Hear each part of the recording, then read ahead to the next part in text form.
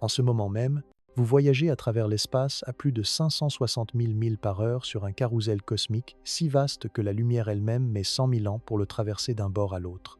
Nous appelons cette île tournoyante de 400 milliards d'étoiles notre foyer. Nous l'appelons la Voie lactée, mais nous ne l'avons jamais vue de l'extérieur. Nous n'avons jamais pris le recul nécessaire pour témoigner de sa véritable échelle. Ce soir, nous voyagerons jusqu'aux confins de notre voisinage cosmique et découvrirons que tout ce que nous pensions savoir sur la taille, la distance et notre place dans l'espace n'est qu'un commencement. Si vous appréciez ce voyage cosmique, cliquez sur le bouton j'aime et joignez-vous à nous. Préparez-vous. Nous commençons. Les astronautes décrivent souvent le moment où ils voient la Terre pour la première fois depuis l'orbite. Ils scrutent à travers le minuscule hublot de leur vaisseau spatial, cherchant des repères familiers. Les villes qui semblaient énormes depuis le sol apparaissent comme des points de lumière dispersés. Les chaînes de montagnes qu'il fallait des heures pour traverser en voiture s'étendent maintenant sous eux comme du papier froissé. Ils plissent les yeux vers la surface en contrebas, espérant apercevoir leur ville natale, leurs rues, être même leur propre jardin. Mais voici ce qui les choque le plus. Ils ne peuvent pas voir leur maison. Ils ne peuvent voir aucune maison. À seulement 250 000 au-dessus de la Terre, les bâtiments individuels disparaissent complètement. La résolution de la vision humaine est tout simplement incapable de capter des objets aussi petits à une telle distance. Cela révèle quelque chose de profond sur l'échelle que nous considérons rarement. La distance efface les détails. Depuis la Station spatiale internationale, des quartiers entiers disparaissent. Les villes deviennent des taches floues.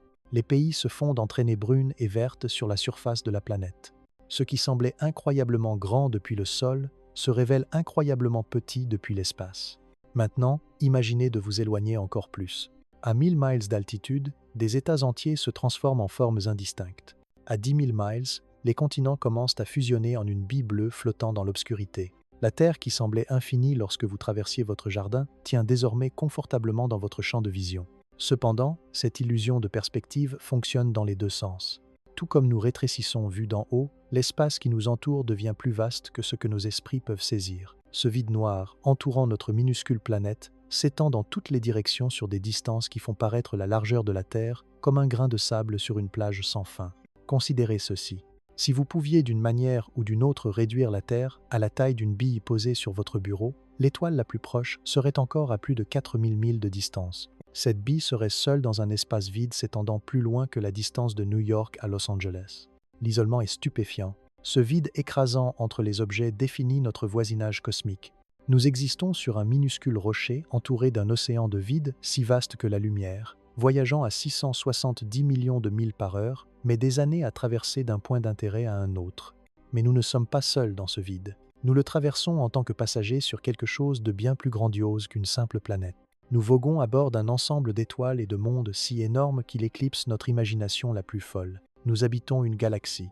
Cependant, il y a un hic. Tout comme les astronautes ne peuvent pas voir leur propre maison depuis l'orbite, nous sommes confrontés à un problème encore plus étrange en essayant de comprendre notre demeure galactique. Les photons qui illuminent cette page ont commencé un voyage qui fait paraître chaque exploration humaine comme une simple promenade de quartier.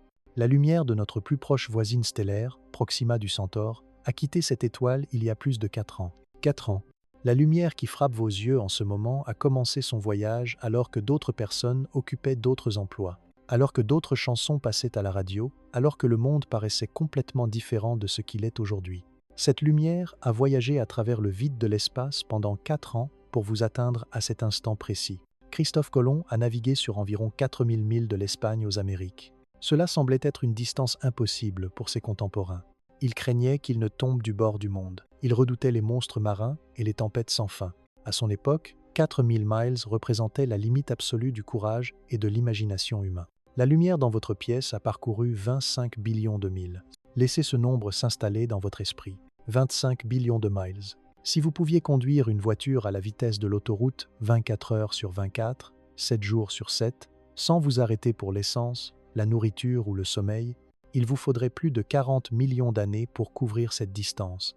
40 millions d'années de conduite ininterrompue juste pour atteindre notre plus proche voisine stellaire. Cela révèle la véritable échelle de notre voisinage galactique.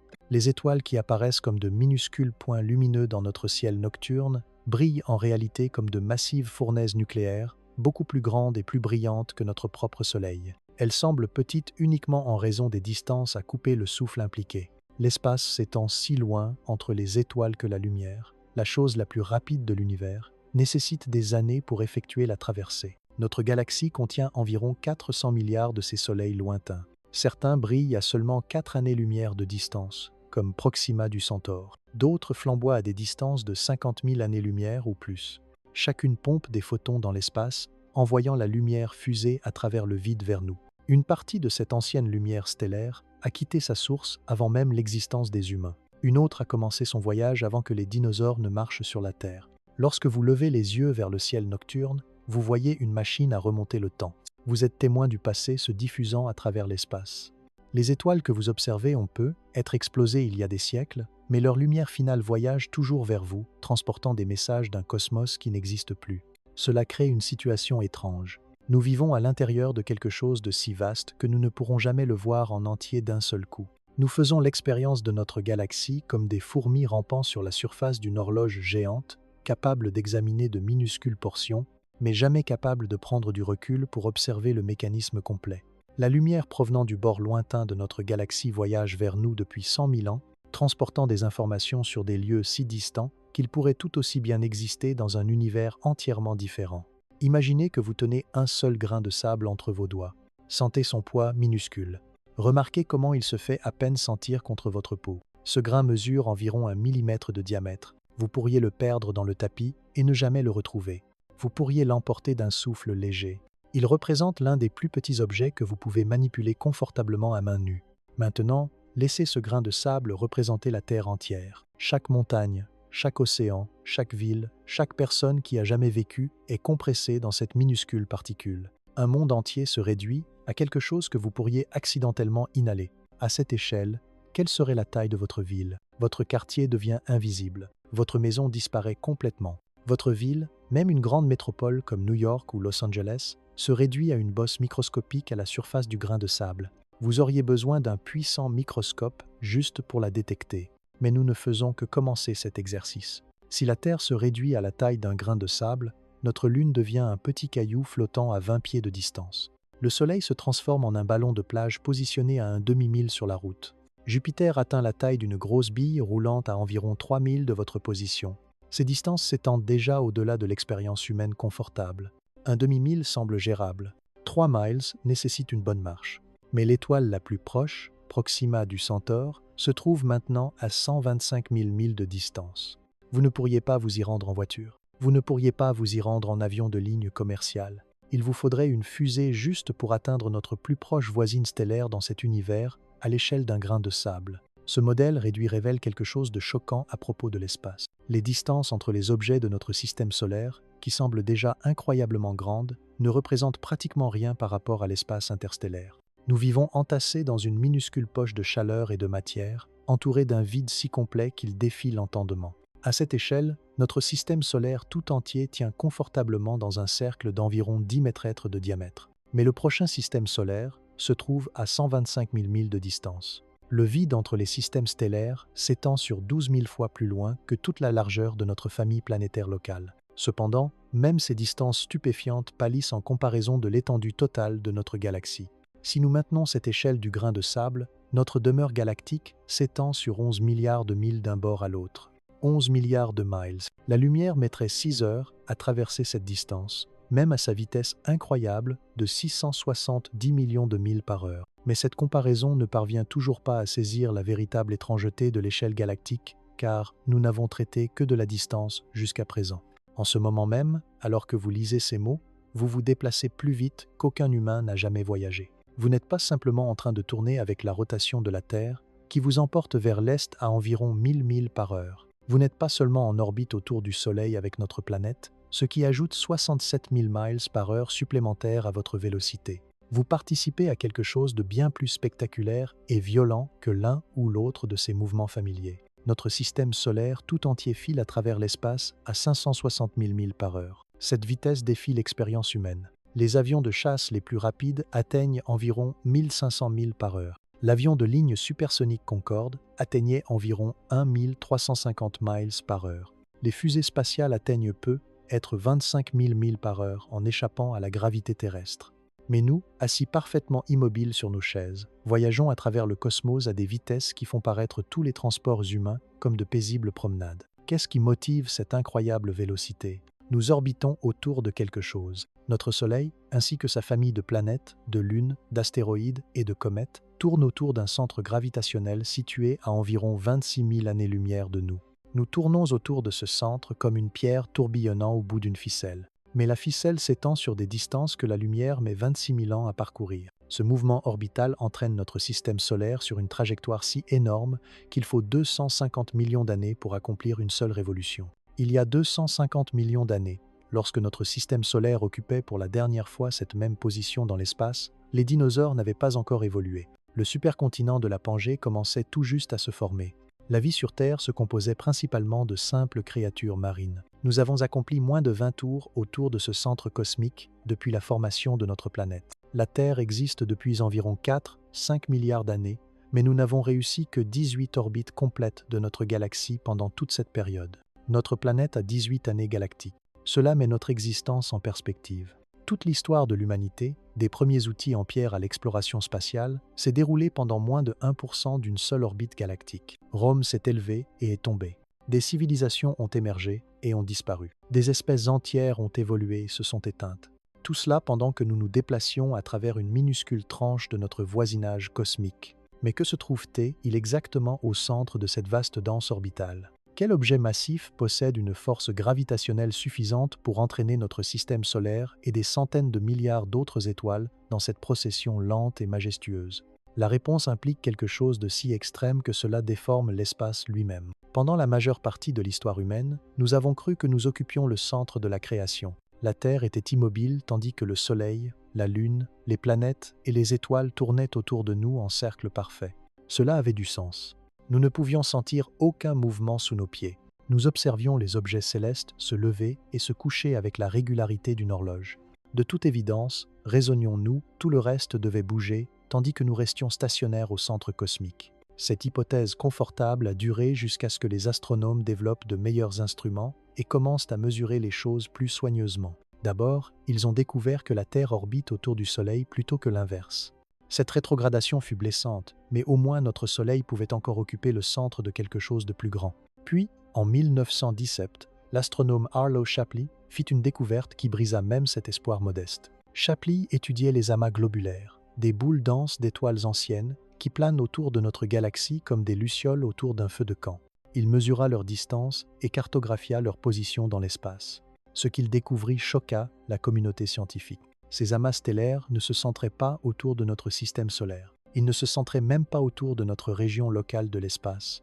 Au lieu de cela, ils se regroupaient autour d'un point situé à environ 30 000 années-lumière de nous, en direction de la constellation du Sagittaire. Notre système solaire se situait loin vers le bord de cette vaste collection, comme un chalet dans la banlieue d'une grande métropole. Nous n'étions pas au centre. Nous n'étions même pas proches du centre. Nous habitions l'équivalent galactique d'un avant-poste rural.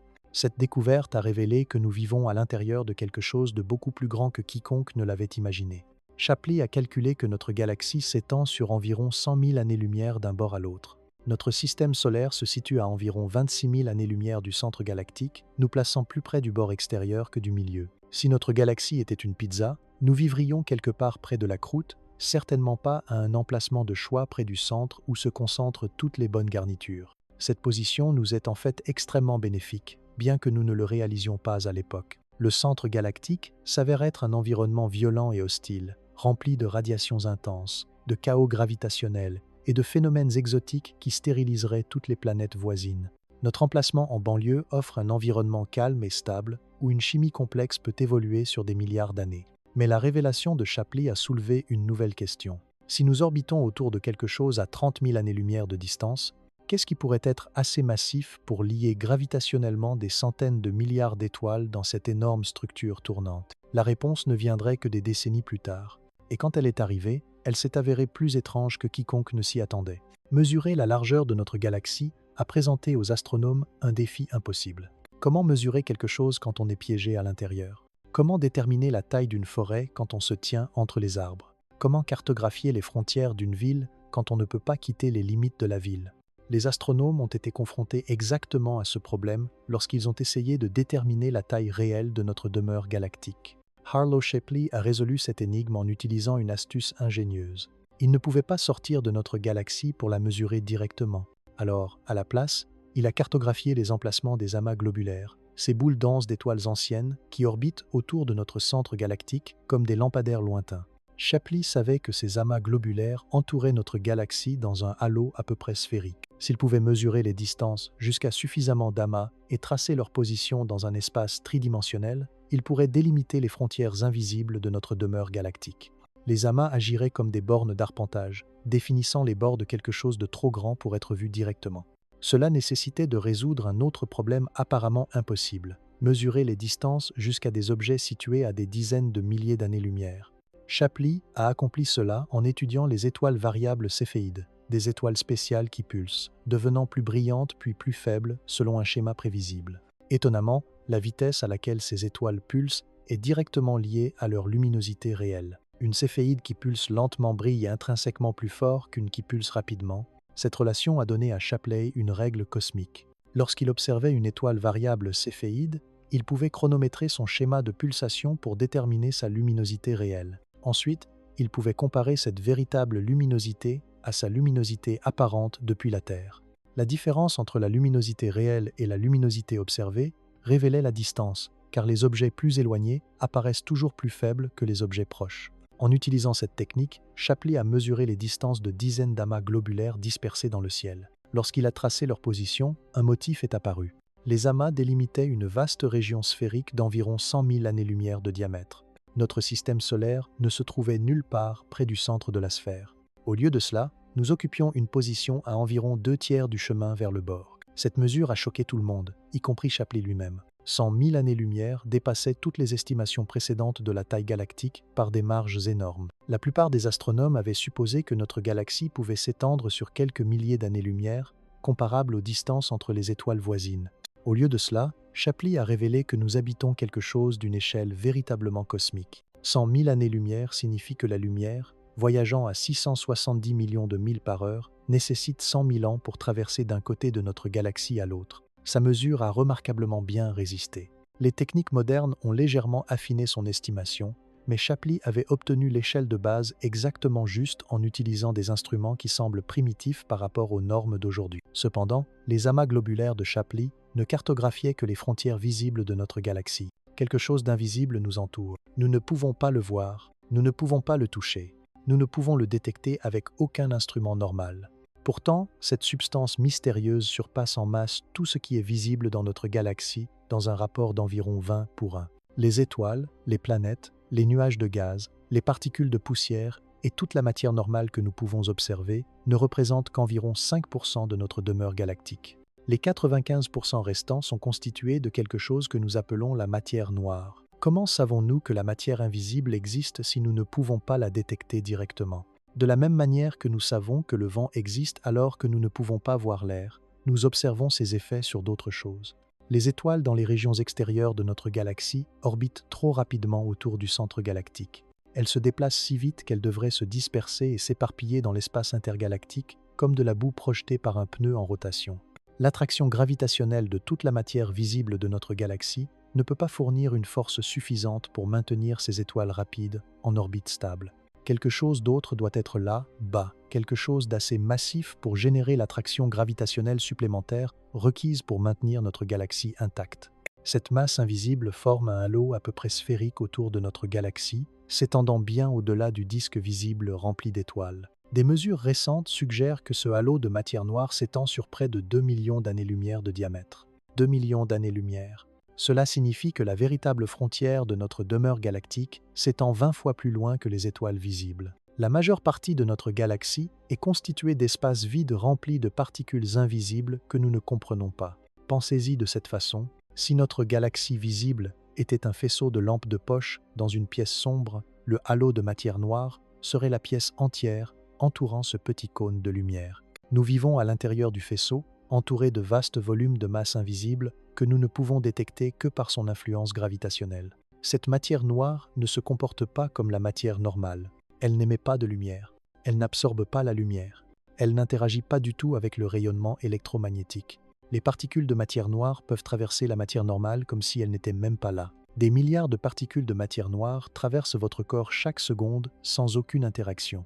Les scientifiques estiment qu'environ 600 milliards à 3000 milliards de fois la masse de notre Soleil en matière noire remplit le halo autour de notre galaxie. Cette masse invisible façonne la structure et l'évolution de notre demeure galactique de manière que nous commençons seulement à comprendre. L'existence de la matière noire soulève des questions profondes sur la nature de la réalité. La majeure partie de l'univers est constituée de quelque chose que nous ne pouvons ni voir, ni toucher, ni détecter directement. Nous habitons un cosmos où la matière familière qui compose les étoiles, les planètes et nous-mêmes ne représente qu'une infime minorité. Mais même ce halo invisible a des frontières. Et au-delà de ces frontières se trouve quelque chose d'encore plus ahurissant. En 1977, l'humanité a lancé 2 explorateurs robotiques vers les planètes extérieures. Voyager 1 et Voyager 2 représentent les objets les plus rapides que les humains aient jamais envoyés dans l'espace lointain. Elles s'éloignent de notre système solaire à environ 38 000 miles par heure, assez vite pour traverser les États-Unis en moins de 5 minutes. Ces sondes spatiales ont voyagé plus loin de la Terre que toute autre création humaine, transportant des messages à d'éventuelles civilisations extraterrestres et renvoyant des images époustouflantes de mondes lointains. Mais leur vitesse incroyable, obtenue grâce à de prudentes assistances gravitationnelles de plusieurs planètes, s'avère toujours pathétiquement inadéquate pour le voyage galactique. À 38 000 miles par heure, Voyager 1 mettrait 173 000 ans juste pour atteindre notre plus proche voisine stellaire, si elle se dirigeait réellement dans cette direction. 173 000 ans. Cela dépasse toute la durée de la civilisation humaine par un facteur de 10. L'agriculture, l'écriture, les villes, les empires, l'industrie et les voyages spatiaux se sont tous développés pendant une période beaucoup plus courte que le voyage vers notre plus proche voisine stellaire. Mais atteindre l'étoile voisine ne représente à peine que le premier pas dans l'exploration galactique.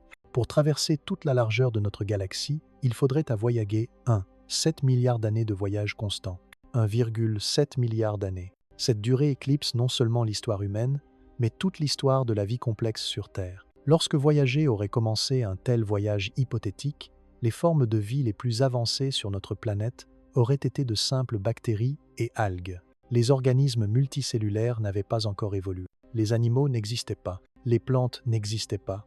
L'atmosphère terrestre ne contenait presque pas d'oxygène. Pendant le milliard d'années et plus requis pour que Voyager traverse notre galaxie, la vie a évolué de cellules uniques à la complexité de la civilisation humaine. Cela met les distances galactiques en perspective biologique. L'évolution des microbes aux mammifères et aux esprits prend moins de temps que la traversée de notre voisinage cosmique à la vitesse la plus rapide que notre technologie peut atteindre. Ce calcul suppose que Voyager pourrait d'une manière ou d'une autre maintenir sa vitesse indéfiniment sans manquer de carburant, tomber en panne ou entrer en collision avec quoi que ce soit. En réalité, les 2 sondes Voyager deviendront silencieuses au cours de la prochaine décennie, car leur source d'énergie nucléaire se désintègre. Elles continueront à dériver dans l'espace comme des morceaux de métal et de plastique inerte, mais elles ne nous informeront jamais de ce qui se trouve dans l'obscurité entre les étoiles. Le vide immense entre les systèmes stellaires crée un vide presque parfait. Voyager rencontre moins d'un atome par centimètre cube dans l'espace entre les étoiles. Cela représente un vide plus complet que tout ce que nous pouvons créer dans les laboratoires sur Terre. La sonde voyage à travers des régions si vides qu'elle pourrait ne pas rencontrer un autre objet solide pendant des millions d'années. Ce vide définit la structure de notre galaxie. Les étoiles se regroupent en un disque plat, mais d'énormes espaces séparent chaque point de lumière de ses voisins. Cependant, notre galaxie contient bien plus que de simples étoiles individuelles dispersées dans un espace vide. Notre galaxie contient plus d'étoiles qu'il n'y a de grains de sable sur toutes les plages de la Terre. 400 milliards d'étoiles brillent à l'intérieur des frontières de notre voisinage cosmique. 400 milliards. Ce nombre dépasse l'entendement humain. Si vous comptiez une étoile par seconde, 24 heures sur 24, il vous faudrait plus de 12 000 ans pour toutes les compter. Si chaque personne actuellement en vie sur Terre se chargeait de compter un groupe différent d'étoiles, chaque personne devrait compter environ 50 étoiles pour compléter le recensement. Ces étoiles se présentent sous une variété étonnante de tailles, de couleurs et d'âge. Certaines brillent d'un blanc bleuté et consumant leur combustible nucléaire en quelques millions d'années seulement. D'autres brillent en rouge et sirotent leur combustible si lentement qu'elles continueront à briller pendant des centaines de milliards d'années, bien après la mort de notre Soleil. Certaines étoiles contiennent à peine assez de masse pour maintenir la fusion nucléaire tandis que d'autres concentrent des dizaines de fois plus de matière que notre Soleil dans des noyaux stellaires incroyablement denses et incroyablement chauds. La diversité s'étend au-delà des simples différences de taille et de température. Certaines étoiles existent en paires, orbitant l'une autour de l'autre dans d'élégantes danses gravitationnelles. D'autres se regroupent en groupes de dizaines ou de centaines, formant des cités stellaires où les radiations intenses et les interactions gravitationnelles créent des phénomènes exotiques. Certaines étoiles pulsent à des rythmes réguliers, agissant comme des phares cosmiques balayant l'espace de leur faisceau. Parmi ces 400 milliards d'étoiles, au moins 100 milliards de planètes orbitent dans les zones habitables où de l'eau liquide pourrait exister. 100 milliards de mondes potentiellement habitables dispersés dans notre demeure galactique. Certaines de ces planètes pourraient abriter la vie. Certaines pourraient héberger des civilisations. Certaines pourraient contenir une intelligence assez avancée pour contempler les mêmes questions que nous explorons en ce moment même. Les plus anciennes étoiles de notre galaxie se sont formées il y a plus de 13 milliards d'années, alors que l'univers lui-même était jeune. Ces soleils anciens ont été témoins de toute l'histoire de l'évolution cosmique, depuis une époque où les éléments lourds existaient à peine jusqu'à l'ère actuelle des planètes rocheuses et de la chimie complexe. Certains systèmes planétaires autour de ces vieilles étoiles auraient pu soutenir la vie pendant des milliards d'années de plus que la Terre n'a existé. Cette vaste population stellaire ne se répartit pas de manière aléatoire dans notre galaxie. Les étoiles s'organisent en un disque aplati d'environ 1000 années-lumière d'épaisseur et 100 000 années-lumière de diamètre. Notre système solaire est intégré dans ce disque, à environ 26 000 années-lumière du centre galactique. Depuis notre position au sein du disque, nous voyons la lueur concentrée de milliards d'étoiles lointaines lorsque nous regardons vers le centre galactique. Cela crée la bande brillante de la Voie lactée qui traverse notre ciel nocturne. Nous regardons par la tranche le plan plat de notre galaxie, voyant la lumière combinée d'innombrables soleils trop éloignés pour être résolus individuellement. Mais ces 400 milliards d'étoiles ne représentent que le début de notre inventaire galactique. Notre galaxie tourne comme un vaste moulin à vent cosmique, mais sa rotation suit des règles différentes de tout ce que nous expérimentons sur Terre. Lorsqu'un disque tourne sur une platine, tous les points du disque accomplissent une révolution dans le même laps de temps. Le centre et le bord tournent ensemble, maintenant leur position relative. Mais notre galaxie se comporte différemment. Les étoiles plus proches du centre galactique orbitent beaucoup plus vite que les étoiles plus éloignées, comme des coureurs sur une piste où les couloirs intérieurs se déplacent à des vitesses plus élevées que les couloirs extérieurs. Notre système solaire, positionné à environ 26 000 années-lumière du centre galactique, met 250 millions d'années pour accomplir une orbite. 250 millions d'années. Les astronomes appellent cette durée une année cosmique, et elle fournit une mesure utile pour les échelles de temps galactiques. Depuis la formation de la Terre il y a 4-5 milliards d'années, notre planète n'a accompli que 18 tours autour de la galaxie, soit 18 années cosmiques. Toute l'histoire de la Terre, de la formation des premières roches au moment présent, s'étend sur moins de 20 rotations galactiques. Considérez ce que cela signifie pour l'histoire de la vie. Lorsque la Terre a terminé son orbite précédente autour de la galaxie, il y a 250 millions d'années, le supercontinent de la Pangée commençait tout juste à se disloquer. Les dinosaures n'avaient pas encore évolué. Les formes de vie les plus avancées étaient des reptiles et des amphibiens primitifs. Les mammifères n'existaient pas. Les fleurs n'existaient pas. L'herbe n'existait pas. Toute l'ère des dinosaures, de leur première apparition à leur extinction il y a 65 millions d'années, a duré environ un quart d'année galactique. La civilisation humaine existe depuis moins d'un 10 millième d'année cosmique. Si l'histoire de notre galaxie était compressée en une seule année terrestre, la civilisation humaine représenterait les quelques dernières secondes avant minuit le 31 décembre. Cette lente rotation crée des conséquences intéressantes pour les voisinages stellaires. Les étoiles qui se trouvent actuellement proches les unes des autres dans l'espace s'éloigneront au fil du temps cosmique. Les motifs des constellations, qui semblent permanents du point de vue humain, se réorganiseront complètement en quelques millions d'années.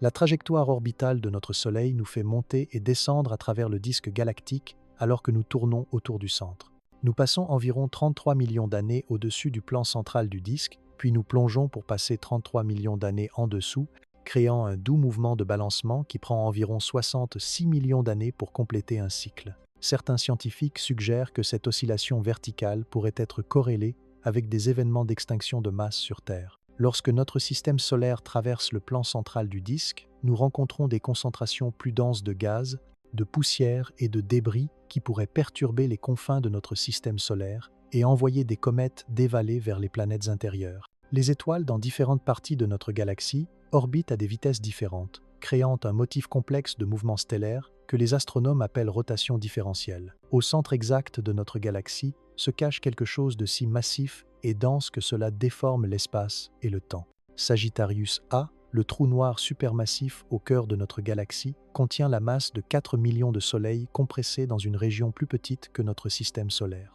4 millions de soleils. Ce monstre gravitationnel exerce une force d'attraction si puissante qu'il maintient toute notre galaxie ensemble, liant 400 milliards d'étoiles en une seule structure en rotation. Un trou noir de cette masse crée des effets qui défient l'expérience normale. Près de son horizon des événements, la frontière au-delà de laquelle rien ne peut s'échapper, l'espace lui-même est étiré et tordu en des formes impossibles.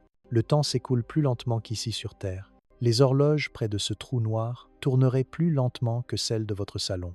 Nous ne pouvons pas voir le trou noir directement car il piège la lumière ainsi que tout ce qui s'aventure trop près. Mais nous pouvons observer ses effets sur les objets voisins.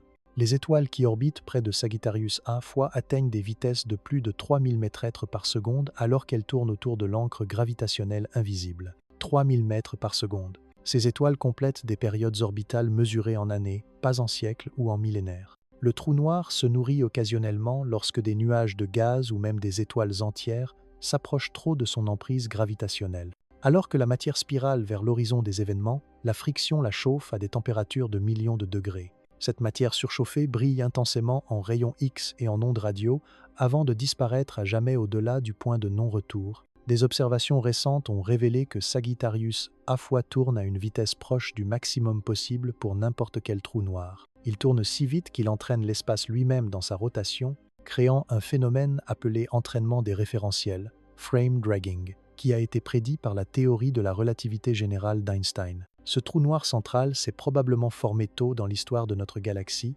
grandissant à partir d'une graine plus petite en consommant du gaz, de la poussière et des étoiles sur des milliards d'années. À mesure qu'il grandissait, son influence gravitationnelle s'est étendue, lui permettant de capturer et d'organiser la matière qui deviendrait finalement notre galaxie spirale. La région entourant immédiatement notre centre galactique ressemble à une zone de guerre cosmique. Des radiations intenses, des champs magnétiques puissants et un chaos gravitationnel créent des conditions hostiles à la formation de planètes ou à la vie biologique. Des concentrations denses d'étoiles massives vivent vite et meurent jeunes, explosant en supernovas qui ajoutent encore plus d'énergie à un environnement déjà violent. Bien que nous soyons situés à 26 000 années-lumière de ce chaos, nous ressentons toujours l'influence gravitationnelle du trou noir. Il fournit le point d'ancrage central autour duquel tout notre système solaire orbite, avec toutes les autres étoiles de notre voisinage galactique. Mais Sagittarius A fois ne représente qu'un seul composant d'une structure galactique beaucoup plus grande et plus complexe. Nous sommes confrontés à un problème qu'aucun autre astronome dans l'univers ne partage. Nous vivons à l'intérieur de la chose que nous essayons d'étudier. Chaque autre galaxie de l'univers peut être observée de l'extérieur, photographiée dans son intégralité et cartographiée depuis un point de vue externe confortable. Seuls, nous devons reconstituer la structure de notre demeure cosmique à partir d'indices recueillis, alors que nous sommes piégés à l'intérieur de ces frontières. Imaginez essayer de cartographier le plan d'une vaste ville tout en étant enfermé dans un appartement en sous-sol, sans fenêtre. Vous pourriez envoyer des observateurs à différents coins de rue pour rapporter ce qu'ils voient, mais vous ne pourriez jamais prendre du recul pour voir toute la zone métropolitaine d'en haut. Cela décrit exactement notre situation. Lorsque nous regardons vers le centre de notre galaxie, nous scrutons à travers le disque plat qui contient la plupart des étoiles et de la poussière de notre demeure galactique. D'épais nuages de matière interstellaire bloquent notre vue comme un brouillard, absorbant la lumière visible avant qu'elle ne puisse atteindre nos télescopes. Nous ne pouvons voir qu'à quelques milliers d'années-lumière à travers ce smog cosmique avant que tout ne disparaisse dans l'obscurité.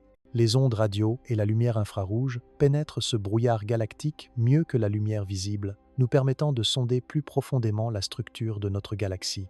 Mais même ces longueurs d'onde plus longues ne peuvent pas nous donner la vue claire et complète que les astronomes étudiant les galaxies externes tiennent pour acquise. Notre perspective par la tranche crée un autre problème. Lorsque nous regardons le long du plan de notre disque galactique, nous voyons la lueur combinée de milliards d'étoiles lointaines se fondant dans la bande brillante que nous appelons la Voie lactée. Les étoiles individuelles deviennent impossibles à distinguer à de grandes distances. Nous perdons tout sens de la structure tridimensionnelle et de la profondeur. Cependant, ce défi d'observation a conduit à des découvertes spectaculaires, car en étant à l'intérieur de notre galaxie, nous pouvons étudier les étoiles individuelles de beaucoup plus près que les astronomes observant les galaxies externes ne le peuvent. Nous pouvons mesurer les propriétés des voisinages stellaires, cartographier la composition chimique des nuages de gaz et détecter des planètes autour d'étoiles proches avec une précision qui serait impossible depuis l'extérieur de nos frontières galactiques. Des missions spatiales récentes ont commencé à surmonter certaines de ces limitations observationnelles. La sonde spatiale Gaia a mesuré les positions et les mouvements précis de plus d'1 milliard d'étoiles, créant la carte tridimensionnelle la plus détaillée de notre voisinage galactique jamais tentée. Ces mesures révèlent des modèles de mouvements stellaires qui nous aident à comprendre la structure globale et l'histoire de notre galaxie. Pourtant, nous n'aurons jamais le luxe de sortir de notre galaxie pour la photographier de loin. Nous devons rester à jamais piégés dans notre demeure cosmique, comme des créatures vivant toute leur vie à l'intérieur d'une vaste demeure, capables d'explorer des pièces individuelles, mais jamais capables d'apprécier l'architecture complète du bâtiment. Cette limitation rend notre prochaine découverte d'autant plus remarquable, car elle implique des caractéristiques que nous ne pouvons pas voir directement, mais que nous ne pouvons déduire que d'indices gravitationnels subtils. Les magnifiques bras spiraux qui définissent l'apparence de notre galaxie existent comme des structures fantômes, ressemblant plus à des embouteillages cosmiques qu'à des objets solides. La plupart des gens imaginent les bras spiraux galactiques comme des caractéristiques fixes, comme les bras d'un moulin à vent géant tournant dans l'espace. Mais cette image s'avère complètement fausse. Les bras spiraux que nous observons ne contiennent aucune matière permanente. Au lieu de cela, ils représentent des zones où les étoiles et le gaz se pressent temporairement avant de se disperser à nouveau dans le disque galactique général. Pensez à la circulation aux heures de pointe sur une autoroute très fréquentée. Les voitures s'agglutinent autour des chantiers de construction ou des accidents, créant des concentrations denses qui se déplacent beaucoup plus lentement que les véhicules individuels. Depuis un avion, ces embouteillages ressemblent à des structures solides rampant le long de la chaussée, mais aucune voiture individuelle ne reste piégée en permanence dans l'embouteillage. Les voitures entrent constamment dans la zone encombrée par l'arrière et en sortent par l'avant, tandis que l'embouteillage lui-même conserve sa forme et son emplacement. Les bras spiraux de notre galaxie fonctionnent exactement de la même manière. Les étoiles individuelles orbitent autour du centre galactique à leur propre vitesse, traversant occasionnellement les bras spiraux comme des voitures traversant des embouteillages. Les bras eux-mêmes représentent des ondes de compression qui balayent notre galaxie, créant des concentrations temporaires d'étoiles, de gaz et de poussière. Ces ondes de compression déclenchent des épisodes intenses de formation d'étoiles en comprimant les nuages de gaz à des densités plus élevées. De nouvelles étoiles s'allument en de brillants amas bleus, illuminant les bras spiraux et les rendant visibles sur de vastes distances. Les étoiles les plus brillantes et les plus massives s'épuisent rapidement, mourant en supernovas spectaculaires avant de pouvoir s'éloigner de leur lieu de naissance. Cela crée l'illusion que les bras spiraux contiennent des populations permanentes de jeunes étoiles brillantes. Notre système solaire se trouve actuellement entre deux bras spiraux majeurs, dans un éperon plus petit appelé le bras d'Orion. Nous avons terminé notre dernier passage à travers un bras spiral majeur il y a environ 50 millions d'années et n'en rencontrerons pas d'autres avant environ 10 millions d'années. Lors de nos voyages à travers les bras spiraux, notre système solaire subit des concentrations plus élevées de gaz, de poussière et de radiation qui pourraient influencer le climat et la biologie de la Terre. La structure spirale elle-même tourne autour de notre galaxie beaucoup plus lentement que les étoiles individuelles n'orbitent. Cela crée le mouvement différentiel qui permet aux étoiles d'entrer et de sortir des bras spiraux au fil du temps cosmique. Si les bras spiraux tournaient à la même vitesse que les étoiles, ils s'enrouleraient rapidement en spirale serrée et disparaîtraient en quelques centaines de millions d'années. Les scientifiques débattent encore de ce qui crée et maintient exactement la structure spirale de notre galaxie. Les interactions gravitationnelles avec de plus petites galaxies compagnes pourraient injecter de l'énergie dans le disque, entretenant les ondes de compression sur des milliards d'années. Alternativement, la région centrale en forme de barre de notre galaxie pourrait entraîner des motifs spiraux par des dynamiques gravitationnelles complexes. Des observations récentes ont révélé que nos bras spiraux présentent une complexité remarquable, avec des branches, des éperons et des vides qui changent sur des échelles de temps de dizaines de millions d'années. Mais ces bras spiraux, aussi impressionnants qu'ils paraissent, ne représentent que la composante la plus visible de quelque chose de bien plus vaste et mystérieux. Notre galaxie ne voyage pas seule dans l'obscurité cosmique. Lorsque vous zoomez assez loin pour voir au-delà de nos frontières galactiques, un spectacle surprenant émerge. De petites galaxies compagnes orbitent autour de nous comme des papillons de nuit tournant autour d'un feu de camp. Ces satellites cosmiques, bien qu'éclipsés par notre collection de 400 milliards d'étoiles, contiennent des millions, voire des milliards d'étoiles à eux seuls. Ils dansent autour de notre demeure galactique massive, liée par des fils gravitationnels, s'étendant sur des centaines de milliers d'années-lumière. Les deux compagnes les plus célèbres brillent de manière proéminente dans les cieux de l'hémisphère sud. Le grand et le petit nuage de Magellan apparaissent comme des taches de lumière floue, ressemblant à des morceaux détachés de notre propre Voie lactée. Les premiers navigateurs océaniques utilisaient ces repères célestes pour la navigation, sans jamais soupçonner qu'ils contemplaient en réalité des galaxies entières à part entière. Le grand nuage de Magellan contient environ 10 milliards d'étoiles et se situe à 160 000 années-lumière de nous. Le petit nuage de Magellan, avec environ 3 milliards d'étoiles, se trouve un peu plus loin, à 200 000 années-lumière. Ces distances placent les deux galaxies bien au-delà du bord de notre disque stellaire visible, mais toujours à l'intérieur de notre halo de matière noire étendu. Cependant, ces galaxies compagnes n'orbitent pas paisiblement. Notre influence gravitationnelle massive déforme leur forme, étirant et tordant leur population stellaire comme du caramel mou. De longs courants de gaz et d'étoiles sont arrachés aux deux nuages de Magellan, créant de vastes rubans de matière qui traînent derrière eux alors qu'ils tournent autour de notre centre galactique. Mais les nuages de Magellan ne représentent que les plus grands membres d'une famille galactique bien plus étendue. Plus de 30 petites galaxies satellites peuplent notre voisinage local, la plupart ne contenant que quelques millions d'étoiles chacune. Ces minuscules galaxies portent des noms exotiques comme Dragon, Sculpteur et Fourneau, nommés d'après les constellations dans lesquelles elles apparaissent de notre point de vue. Beaucoup de ces galaxies satellites sont si faibles que nous ne les avons découvertes que récemment, en utilisant des détecteurs électroniques sensibles pour distinguer leurs faibles lueurs sur le fond d'étoiles. Certaines contiennent si peu de matière normale qu'elles sont presque entièrement constituées de matière noire, ce qui les rend presque impossibles à détecter malgré une masse équivalente à des millions de soleils. Notre influence gravitationnelle sur ces compagnes s'avère dévastatrice au fil du temps cosmique. Alors qu'elles orbitent à travers notre halo étendu, les forces de marée arrachent progressivement leurs étoiles extérieures, nourrissant la croissance de notre galaxie. Nous cannibalisons lentement nos plus petits voisins, devenant plus grands à leurs dépens dans un processus qui se poursuit depuis des milliards d'années. Ce cannibalisme galactique révèle quelque chose de profond sur la façon dont les grandes galaxies comme la nôtre se forment et évoluent.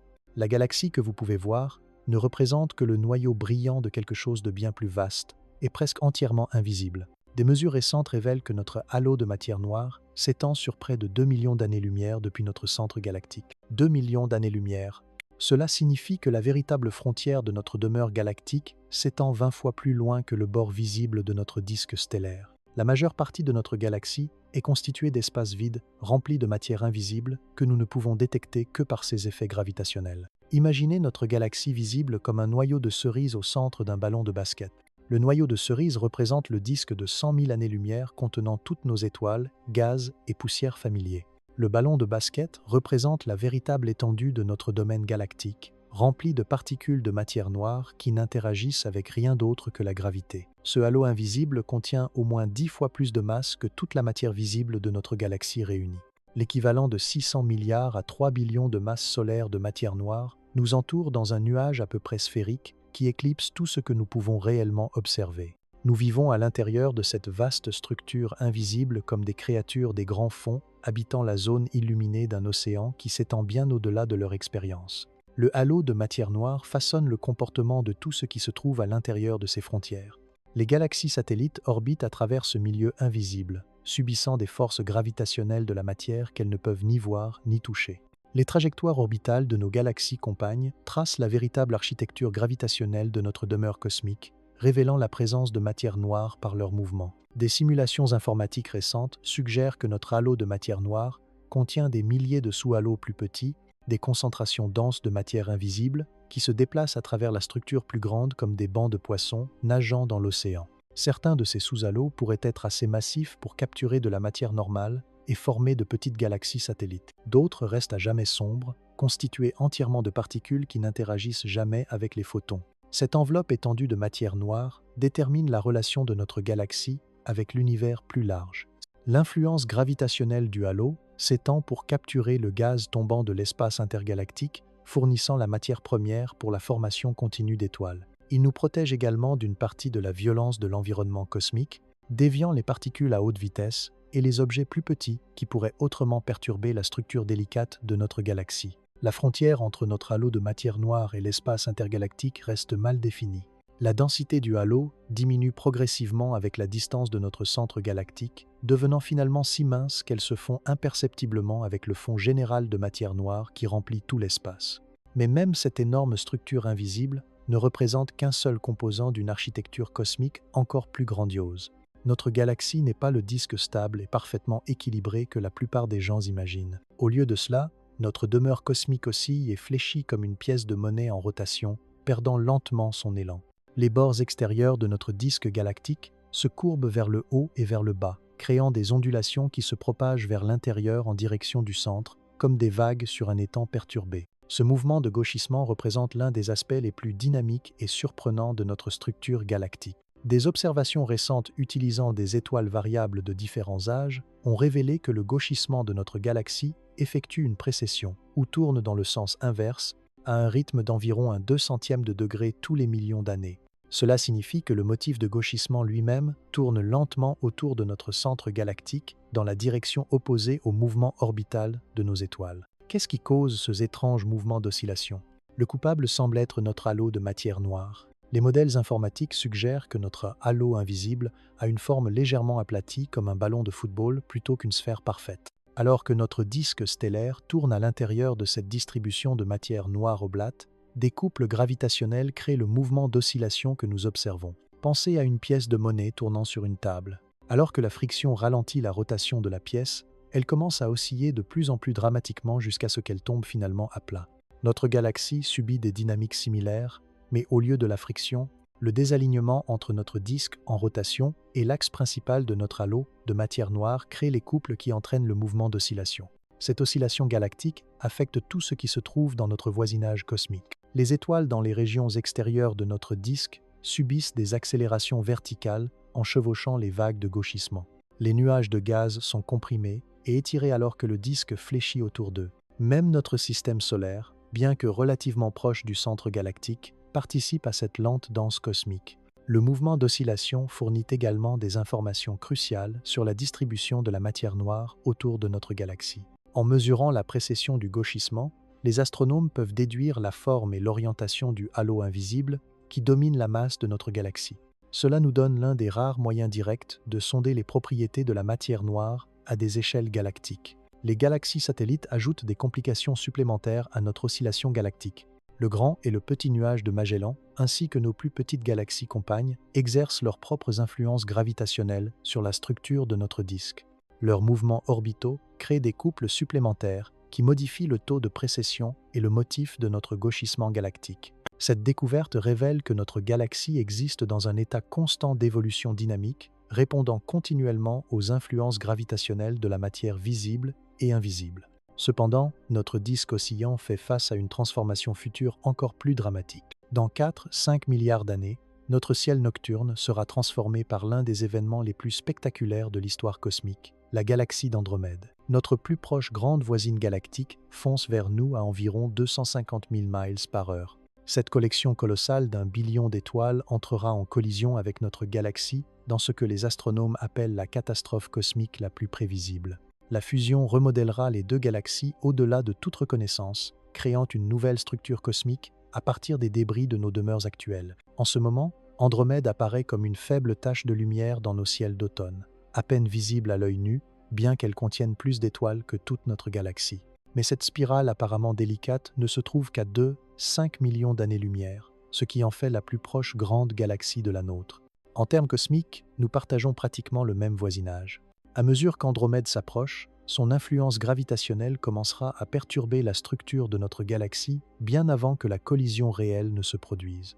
Nos bras spiraux extérieurs s'étireront et se déformeront. Des courants d'étoiles seront arrachés des deux galaxies, créant de vastes ponts de matière, enjambant le fossé entre les deux titans cosmiques. La collision elle-même se déroulera sur des milliards d'années, une catastrophe au ralenti qui s'étend sur des échelles de temps inimaginables pour l'expérience humaine. Bien qu'elles contiennent plus d'1 billion d'étoiles à elles deux, les collisions stellaires individuelles resteront extrêmement rares en raison des vastes distances séparant chaque point de lumière. Au lieu de cela, la collision ressemblera à deux nuages de lucioles se traversant, les interactions gravitationnelles brouillant les trajectoires orbitales de la plupart des étoiles. Notre Soleil survivra probablement à cette fusion cosmique, bien que son sort reste incertain. Les simulations informatiques suggèrent que notre système solaire pourrait être projeté dans les régions extérieures de la galaxie fusionnée, ou peut être même éjecté entièrement dans l'espace intergalactique.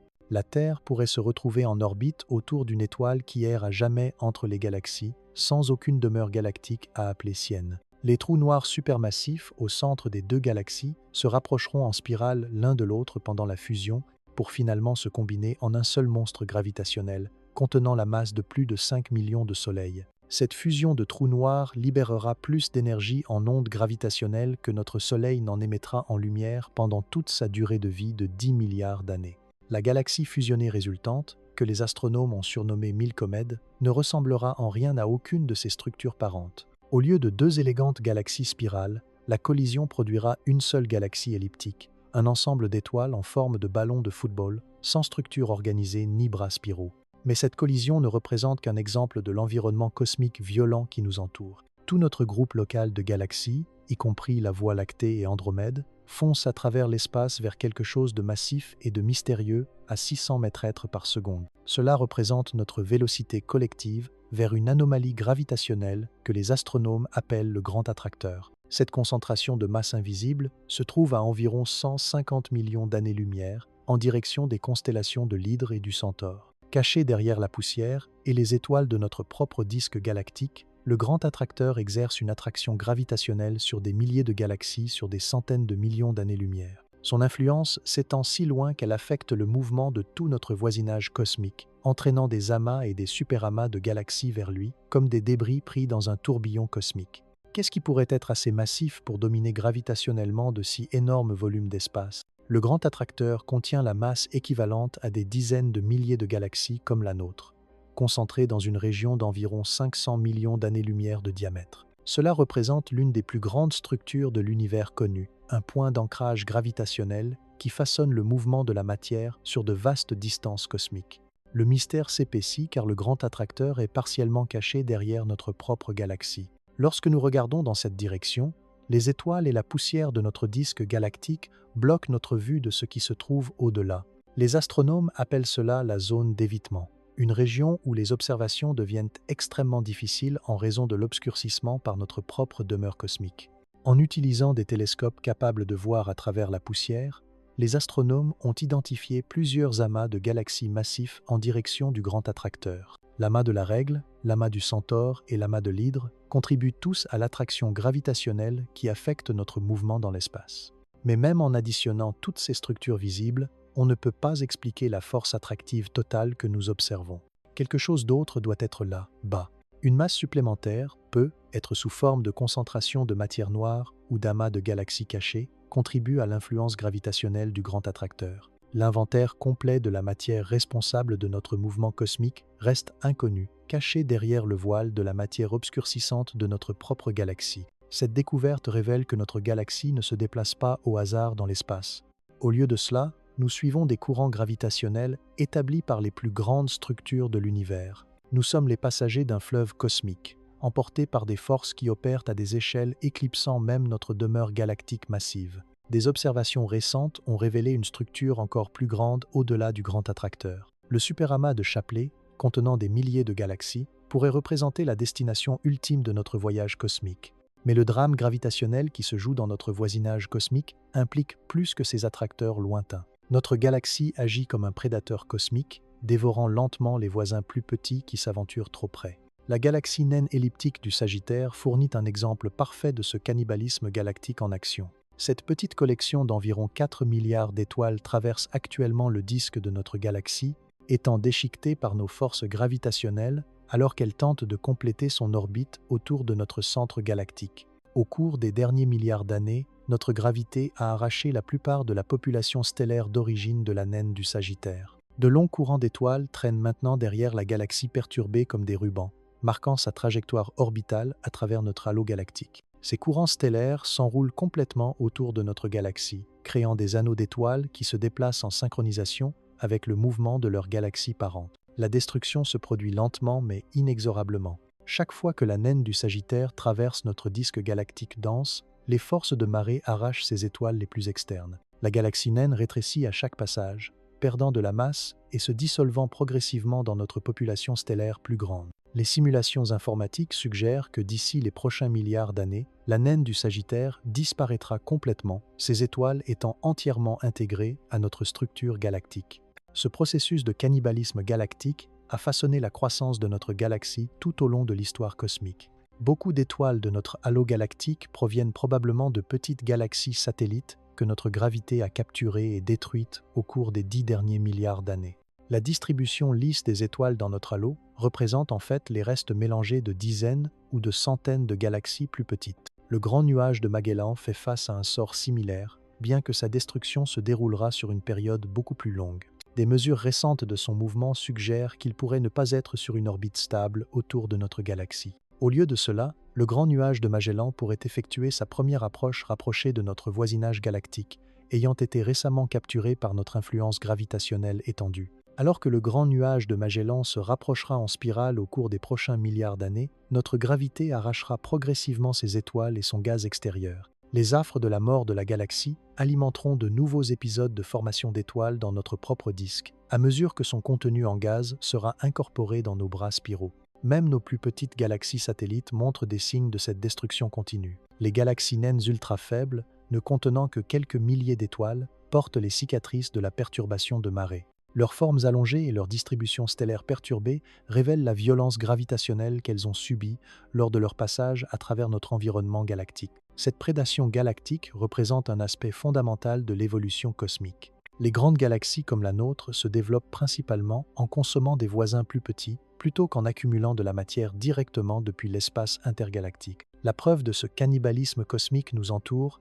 inscrite dans les mouvements et les distributions d'étoiles de notre demeure galactique. Pendant des décennies, les astronomes ont débattu pour savoir si notre galaxie possédait l'une des caractéristiques les plus courantes trouvées dans les galaxies spirales de l'univers.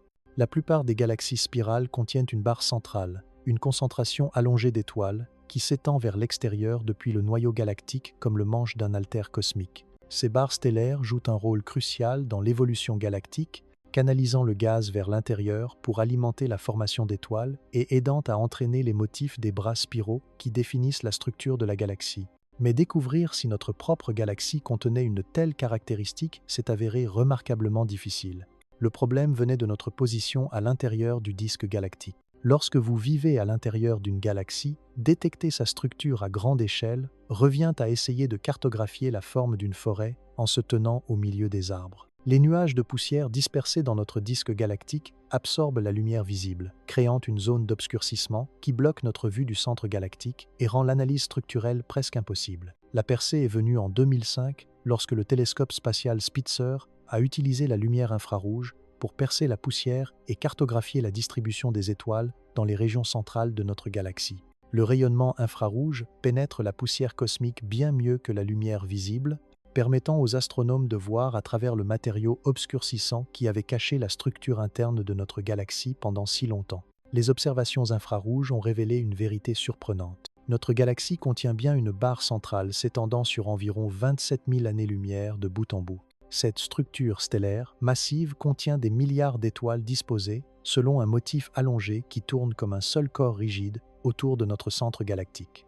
La découverte a expliqué plusieurs observations déroutantes sur le comportement de notre galaxie. La barre centrale aide à entraîner notre motif de bras spiraux en créant des perturbations gravitationnelles qui compriment les nuages de gaz alors qu'ils orbitent autour de notre galaxie. Elle canalise également la matière vers notre trou noir supermassif central, fournissant le carburant pour des épisodes d'alimentation occasionnels. Notre barre galactique tourne plus vite que notre système solaire n'orbite, accomplissant une révolution tous les quelques centaines de millions d'années. Cela signifie que différentes parties de notre galaxie s'alignent périodiquement avec l'influence gravitationnelle de la barre, créant des vagues de formation d'étoiles qui se propagent vers l'extérieur à travers nos bras spiraux.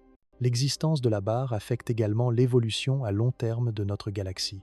En tournant, la barre perd lentement son moment angulaire au profit du disque environnant, ce qui la fait s'allonger et devenir plus proéminente au fil du temps cosmique. Les simulations informatiques suggèrent que notre barre s'est formée relativement récemment en termes galactiques, probablement au cours des derniers milliards d'années. Cette découverte a révolutionné notre compréhension de l'architecture de notre galaxie. Plutôt qu'une simple galaxie spirale avec un bulbe central circulaire, nous habitons une galaxie spirale barrée avec une structure interne complexe qui entraîne une grande partie du comportement dynamique que nous observons dans notre voisinage cosmique. La barre ne représente qu'un seul composant de la structure intérieure étonnamment complexe et active de notre galaxie. À travers la vaste étendue de notre galaxie, Environ 3 nouvelles étoiles s'allument chaque année, tandis que 2 autres atteignent la fin de leur vie stellaire. Ce cycle cosmique de naissance et de mort se poursuit depuis plus de 10 milliards d'années, convertissant progressivement l'hydrogène et l'hélium primordiaux qui remplissaient notre galaxie en éléments lourds qui rendent possibles les planètes rocheuses et la vie biologique. Chaque atome de votre corps, à l'exception de l'hydrogène, a été forgé dans les fournaises nucléaires d'étoiles massives qui ont vécu, sont mortes et ont dispersé leur contenu transformé dans l'espace. La formation d'étoiles ne se produit pas de manière aléatoire dans notre disque galactique. Au lieu de cela, elle se concentre dans les bras spiraux où les ondes de compression pressent les nuages de gaz à des densités plus élevées. Ces pépinières stellaires brillent intensément de la lumière des étoiles nouveau-nées, créant les motifs lumineux qui rendent les galaxies spirales visibles à des milliards d'années-lumière de distance.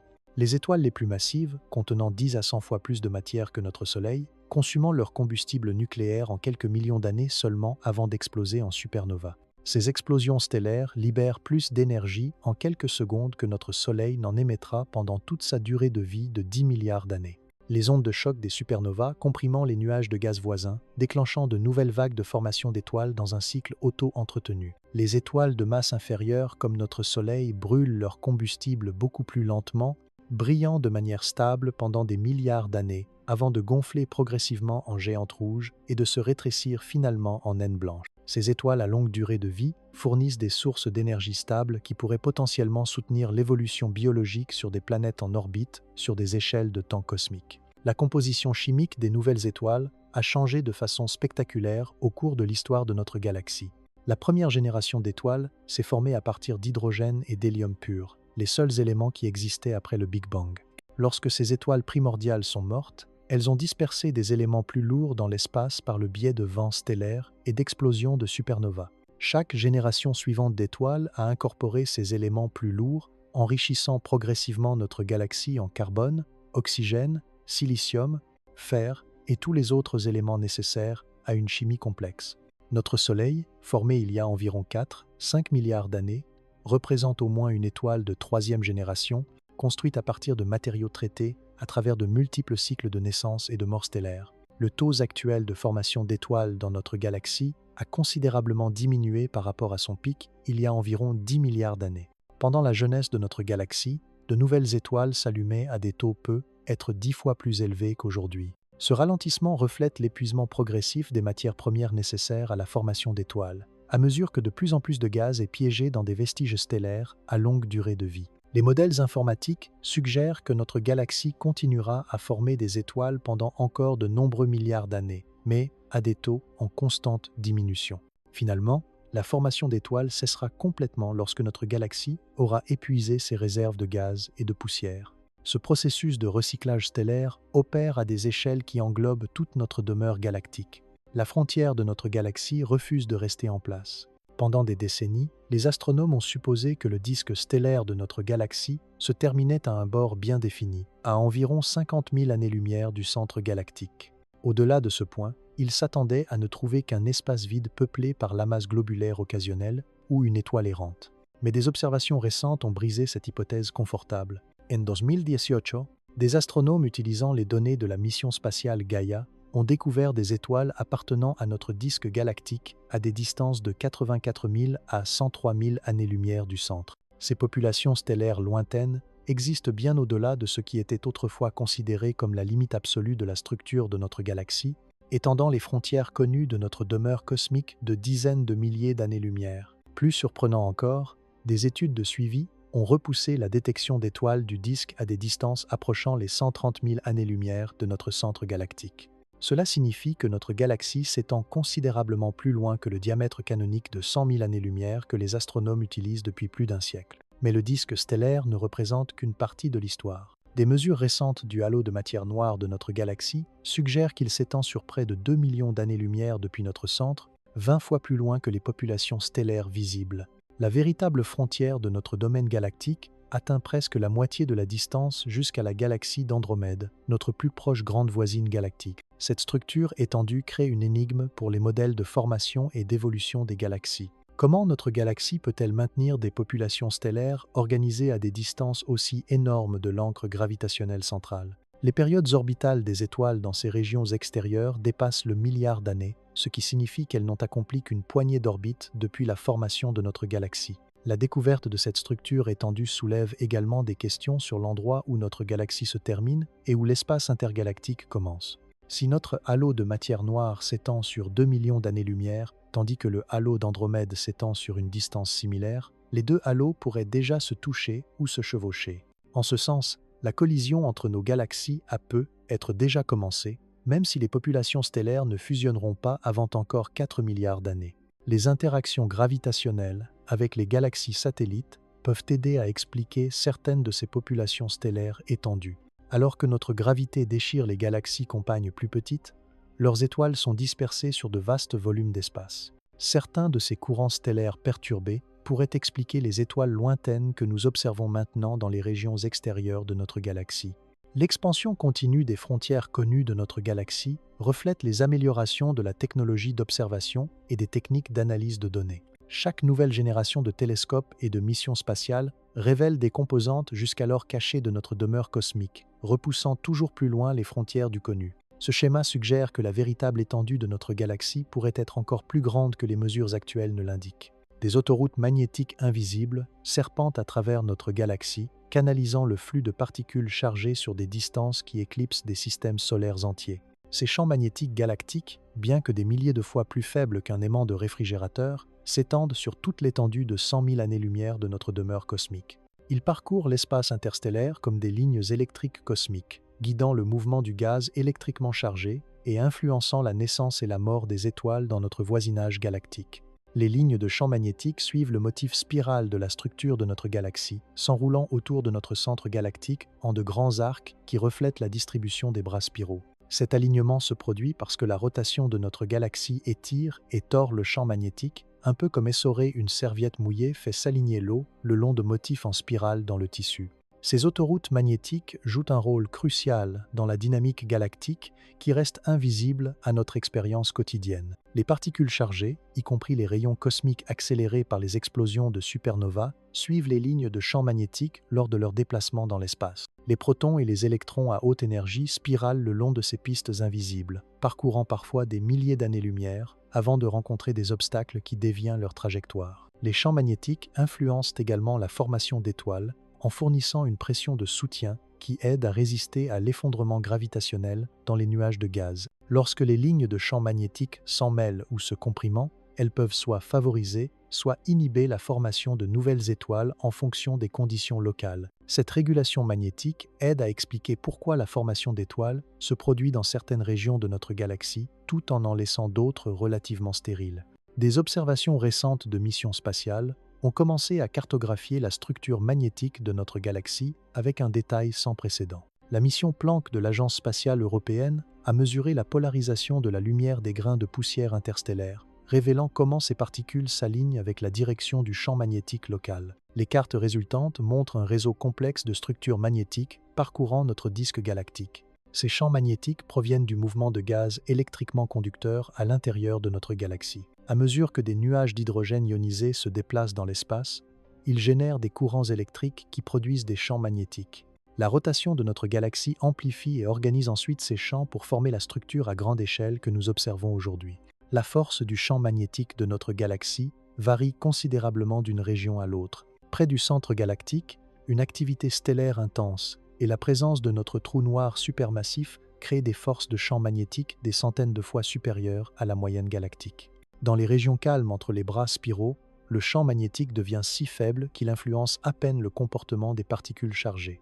Les événements de reconnexion magnétique, où les lignes de champ se brisent et se reconnectent dans différentes configurations, peuvent libérer d'énormes quantités d'énergie sur des distances interstellaires. Ces phénomènes magnétiques relient la structure de notre galaxie à l'environnement électromagnétique plus large de l'univers. Notre galaxie existe comme un membre ordinaire d'une population cosmique presque incompréhensiblement vaste. Des estimations récentes suggèrent que l'univers observable contient environ 2 billions de galaxies, chacune étant une collection massive d'étoiles, de gaz et de matière noire. 2 billions. Ce nombre dépasse toutes les estimations précédentes par des marges énormes, révélant que le cosmos abrite bien plus de cités galactiques que quiconque ne l'avait imaginé. Notre Voie lactée représente moins d'un billionième de la population galactique totale. Parmi cette vaste multitude, notre galaxie se classe comme décidément moyenne à bien des égards. Avec environ 400 milliards d'étoiles, nous nous situons près du milieu de la distribution de masse galactique. De nombreuses galaxies contiennent moins d'étoiles que nous, tandis que d'autres nous éclipsent complètement. Les plus grandes galaxies elliptiques abritent plus d'1 billion d'étoiles, faisant paraître notre demeure cosmique petite en comparaison. La structure de notre galaxie s'avère également typique pour les galaxies spirales de l'univers. Environ 60% de toutes les galaxies présentent des motifs spiraux similaires aux nôtres, avec des bulbes centraux, des disques aplatis et des bras spiraux proéminents. Nous appartenons à l'un des types d'architecture cosmique les plus courants, partageant des similitudes structurelles avec des milliards d'autres galaxies spirales dispersées dans l'espace. Cependant, notre galaxie possède quelques caractéristiques inhabituelles qui la distinguent de la norme cosmique. Nous vivons dans un voisinage galactique relativement calme, loin des amas de galaxies denses où les interactions violentes et les fusions se produisent fréquemment. La plupart des galaxies de l'univers habitent des environnements beaucoup plus peuplés où les rencontres gravitationnelles perturbent régulièrement la structure galactique. Notre galaxie semble également inhabituellement isolée par rapport à la plupart des galaxies spirales. Bien que nous ayons des galaxies satellites et que nous entrerons finalement en collision avec Andromède, de nombreuses galaxies spirales existent en petits groupes ou amas où plusieurs grandes galaxies interagissent gravitationnellement. Cet isolement relatif a permis à notre structure spirale de rester stable pendant des milliards d'années. La composition chimique de notre galaxie se situe dans les fourchettes normales pour les galaxies spirales de masse et d'âge similaires. L'abondance d'éléments lourds dans nos populations stellaires indique que nous avons connu des taux typiques de formation d'étoiles et de recyclage stellaire au fil du temps cosmique. La métallicité de notre Soleil, bien que légèrement enrichie par rapport à la moyenne galactique, représente des conditions trouvées dans de nombreuses galaxies spirales. Peut être plus remarquable encore, notre galaxie semble former des étoiles à des taux cohérents avec d'autres galaxies spirales de l'époque actuelle. Nous appartenons à ce que les astronomes appellent la vallée verte dans l'espace couleur magnitude des galaxies, indiquant que notre taux de formation d'étoiles diminue progressivement à mesure que nous consommons nos réserves de gaz disponibles. Cette comparaison révèle à la fois notre importance et notre insignifiance cosmique. Alors que notre galaxie contient des centaines de milliards d'étoiles et s'étend sur des centaines de milliers d'années-lumière, elle ne représente qu'un exemple typique d'architecture galactique répétée à travers l'univers observable. L'existence de 2 billions d'autres galaxies soulève des questions profondes sur la probabilité de la vie et de l'intelligence ailleurs dans le cosmos. Notre galaxie ne dérive pas au hasard dans l'espace vide, mais voyage plutôt le long d'un brin des plus grandes structures de l'univers connu. La toile cosmique représente le cadre architectural ultime de la création, un vaste réseau de filaments de matière noire qui relie les amas de galaxies sur des milliards d'années-lumière. Ces autoroutes invisibles canalisent le flux de matière et d'énergie aux plus grandes échelles imaginables, créant un motif de toile d'araignée qui s'étend sur tout l'univers observable. Notre galaxie est intégrée à l'un de ces filaments de la toile cosmique, suivant une trajectoire prédéterminée, établie par l'influence gravitationnelle des concentrations de matière noire qui se sont formées dans l'univers primitif. Comme un train voyageant sur des rails invisibles, nous nous déplaçons dans l'espace, guidés par des forces qui opèrent à des échelles éclipsant même notre demeure galactique massive. Les filaments de la toile cosmique forment l'épine dorsale de la structure cosmique, contenant environ 60% de toute la matière de l'univers. Ces filaments s'étendent entre des nœuds massifs où des milliers de galaxies se regroupent, créant un réseau qui ressemble aux voies neuronales d'un vaste cerveau cosmique. Des vides contenant presque aucune matière séparent les filaments comme les espaces entre les cellules du cerveau. Les simulations informatiques révèlent que cette structure en forme de toile a émergé naturellement de minuscules fluctuations de densité dans l'univers primitif. Sur des milliards d'années, la gravité a amplifié ces irrégularités initiales, provoquant le flux de matière le long de directions préférentielles et créant le motif de filaments que nous observons aujourd'hui. Les galaxies se sont formées aux intersections et le long de ces autoroutes de matière noire. Notre groupe local de galaxies, y compris la Voie lactée et Andromède, voyage le long d'un filament qui s'étend vers l'amas de la Vierge, une collection massive de plus de 1300 galaxies situées à environ 54 millions d'années-lumière. Ce filament fournit le cadre gravitationnel qui guide notre mouvement dans l'espace et nous relie à la structure cosmique plus large. Le filament que nous habitons ne contient pas seulement des galaxies, mais aussi de vastes réservoirs de gaz chaud ionisé qui remplissent les espaces entre les voisins galactiques.